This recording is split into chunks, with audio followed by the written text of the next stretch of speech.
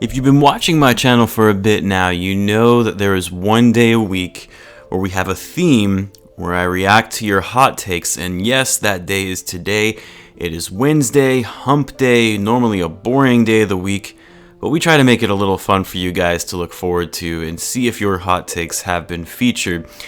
And guys, sometimes we get some pretty out there hot takes, and I've got some good ones for you guys today. So what's going on, everyone? You are listening to Bulls Central here. Hope you're all doing well. Guys, the Bulls will be taking on the Knicks again tonight. I'll have a live chat both here on the channel as well as the Discord page. Make sure you check out the Discord as we've got a fun community growing over there.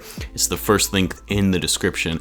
I'll also have a post-game video after the game, which hopefully will be another post-game victory video. But we're not here to talk about that right now. Let's go ahead and kick it off with our first hot take, which comes to us from Hadi Hamed with a super hot take. He says Patrick Williams will be a top 5 small forward in 5 years and will win Defensive Player of the Year, leading the Bulls to a top 4 seed along with Zach. And number 2, I included Zach because I truly believe that when all is said and done, we will consider him a top 5 Bull of all time behind Jordan Pippen and D Rose.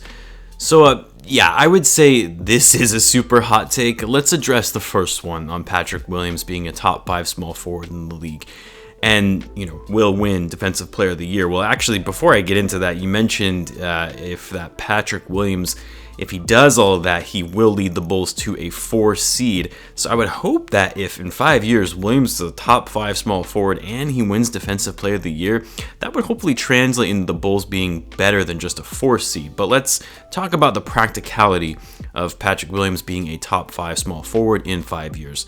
So 5 years from now, Williams will be 24, which is crazy to say because the guy is so young that even in 5 years, he'll still likely have not even hit his prime yet. So I think that's the first point right there that might not be in favor of Williams being a top 5 small forward, and that he might still be developing even 5 years later and not have fully entered his prime. I mean, players' primes really vary. Some players, they enter their primes early, some later, but I would generally say a player's prime can kind of go anywhere between that 26 to 29 range, again, give or take. Now let's look at some of the other players Williams would be potentially competing against for that top 5 spot based on the timeline for where certain players will be 5 years from now. Obviously, by then, LeBron will likely be retired. Well, I say that now, but the guy continues to be arguably the best small forward in the league, even at the age of 36. So who knows? At 41, maybe he'll still be playing, but he won't be a top 5 small forward at that time. Otherwise, I'll just be convinced that he is in fact an alien. Kawhi Leonard, he'll be 34 by then. I would say it's likely he'll be on the decline unless he follows a similar path to LeBron. Paul George, I guess I don't really consider him a small forward. He's probably more of a shooting guard, but even him, he'll kind of be on the decline as well. Kevin Durant, I know some people consider him to be more of a power forward, but I've always kind of seen him as a small forward, even though he's really tall and lengthy. He'll be 37, and I would have to think he'll be on the downside of his career as well, especially since he's already had some major injuries. Now, I think guys like Jason Tatum will be in the top 5.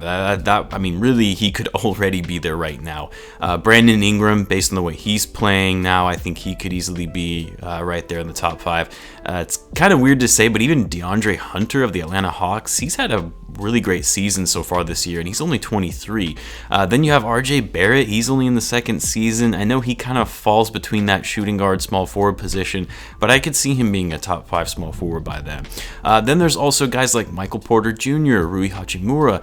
Now, I'm not saying, they're going to be top 5 small forwards, and you can throw RJ Barrett into that as well, because as of right now, they're not really on that trajectory. But the crazy thing about the NBA is that you have some players who start off slow in the league at such a young age, and then they just break out very suddenly. So that could be the case with some of these guys. But the same could also apply to Patrick Williams. And based on the potential we've seen from him thus far in just under 20 games in his NBA career at 19, So yes, I do think it's possible for Williams to actually be a top 5 small forward in 5 years. And that's because I actually can't think of that many younger small forwards that really have that kind of potential to be in the top 5. Now guys, I'm sure there are players I'm missing or I'm overlooking. I think the last time we did this, when someone had a hot take of Kobe White being a top 5 point guard in the league 5 years from now, I think it was John Morant who I'd overlooked. So don't fault me for that. I'm sure there's someone I'm missing. And let's not forget, I'm sure there are some high school phenoms out there who are on their way to becoming great small forwards. So you have to factor that in as well. Now, as for Zach LaVine being a top 5 Chicago Bull of all time, so I actually made a video back around the time when I first started this channel, and I listed who I thought were the top 10 Bulls players of all time. I'll leave a link to that in the description in case you're interested in seeing it. But my top 5 were MJ, Pippen, Rose, Rodman, and Butler, in that order. Now, one of the factors I consider when putting this list together is how long the players have played in Chicago and whether they played some of their best years there.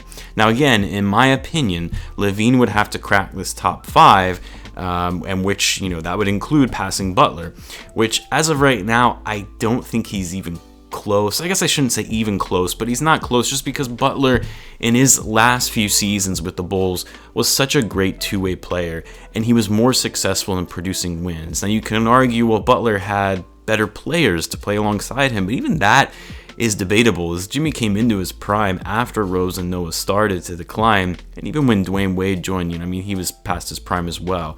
If LaVine stays on the Bulls, which that in and of itself is questionable, but if he remains a Bull for a few more years, and say he leads them to the playoffs, continues to score at an elite level, and actually improves on the defensive end, even if it's somewhat marginal improvement. I'm not saying he's going to be on Butler's level for defense, but if he can do that, then yeah, I think it's possible he could crack the top 5. There aren't that many Bulls greats outside of the top 5 that I just mentioned, which doesn't make it too hard to crack that. You don't have. There are some of those older greats like Jerry Sloan, Artis Gilmore, Bob Love, and even Horace Grant. So I don't know. It's tough to think about putting LaVine in that same tier of players. But again, could he get there if he starts playing and it actually starts translating into wins? Yeah, sure, it's possible. Okay, I spent a lot of time on that one. I'll keep moving things along. Next up, we've got Dennis. This is from the Discord. He says, Thaddeus Young is the second or third best player on the Bulls. I trust him taking shots over Kobe. So I've been very, very impressed with Thaddeus Young recently. I've talked about that in prior videos. Not only, has he been solid and consistent on offense, especially scoring in the high post, even shooting decently from outside. And guys, he's been one of the Bulls' better playmakers recently. He's averaging 5.3 assists per game in his last 10 games. And he's been great on defense. And on top of all of this, he's been that confident veteran presence in closing out games for the Bulls. Now, second best player, I wouldn't go that far, because I think it's clear Lauri Markkanen has established himself as the Bulls' second best player behind LaVine. But third best player, it's not a far off take. I'm still inclined to say it's Kobe White, but I know that's not a popular opinion because he has been struggling more recently. Wendell, he's been out, so it's hard to put him top 3 on the roster. Patrick Williams, obviously he's been great, but he's been playing great for what we would expect of a 19-year-old rookie. I wouldn't say he's the Bulls' third best player, not yet anyway. So yeah, there is an argument for Thaddeus Young being the Bulls' third best player, and that might be a bit of recency bias, but you can't deny the impact that he's had on this team coming off the bench. And what I like about what Thaddeus brings is he's been consistent in his play, whereas guys like Kobe, Wendell, and even Lauri, they've all had very on and off nights. So that's what I can't disagree. I would say that it's fair to potentially put Thaddeus Young as the third best player on the Bulls. Next up, I think this might be the last one for now. This one is also from the Discord. We've got Drake Connor, and he says Denzel should run the point here and there. He is arguably the best passer on the team. So I hear this from actually a lot of Bulls fans, that Denzel is one of, or if not the best passer on the team. And I don't really know why. I just don't see it. Sure, he's not a terrible passer, and he can actually be a decent playmaker at times.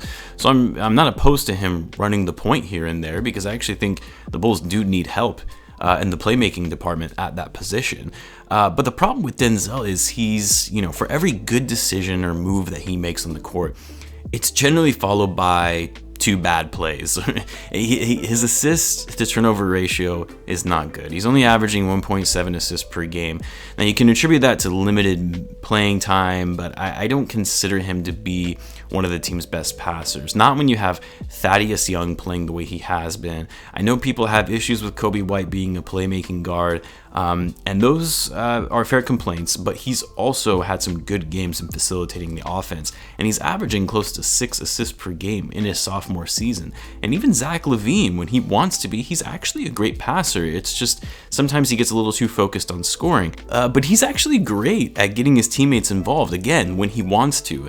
And I think you can't forget Tomas Satoransky as well. He's been a decent passer. No, he's been struggling recently, but he's great at being a good floor general and facilitating the offense. So yes, I do think Denzel could run the point here and there, but again, in limited minutes, and I don't agree that he's one of the Bulls' best passers. Let's actually do one more for now, and this comes from Coronita Extra Thick, solid name choice, and he says Lauri Markkanen and Sato will be traded by the deadline for Lonzo Ball and future picks in a 3-team trade. So, a lot of people have been talking about how the Bulls should trade for Lonzo. And I've said it here before, but I am absolutely opposed to trading for a guy like Lonzo. For one, I'm not high on him at all. I get that, the Bulls could use a true point guard, but Lonzo has been struggling this season and has been underwhelming his whole career thus far. Second, if the Bulls trade for him before the deadline, he's still going to be a restricted free agent. And if some team offers him a ridiculous contract because he has the Ball name, the Bulls are either going to be forced to match for a bad offer sheet, or they don't match, and now they've lost assets to get him. And in this scenario, that would be Lauri and Sato. No, I can't get behind that, especially with how well Markkanen has been playing. I know he's also a restricted free agent, so you can run the risk of losing him for nothing, whereas, you otherwise could have traded to get something for him. But I would much rather take that chance on Lauri Markkanen than Lonzo Ball all day, every day. I mean, I would almost rather have Sato over Ball at this point. I know, like I mentioned before, Satoransky has been in a bit of a slump since returning to the court after getting COVID, but I do think Sato is actually a pretty impactful player who is a better shooter than Lonzo on top of that. So I really hope the Bulls do not consider this as a trade scenario. I know you did say also for picks, but even if you throw in picks, I'm still not for this idea unless we're talking about multiple first round unprotected picks. Even then, sorry, I'm just not a Lonzo fan, so I know I'm a bit biased on this, and I'm probably being a little too harsh, but that's just my view. Anyway, guys, I'll leave it at that for this week, for the hot takes video. Appreciate all of the folks who left their takes for this one. Feel free to drop your hot takes in the comments below if you want to be included for next week's video. As always, guys, be sure to subscribe if you're a Bulls fan and you enjoy daily Bulls content. Thanks again for tuning in, guys. I really do appreciate it, and I will catch you in the next one.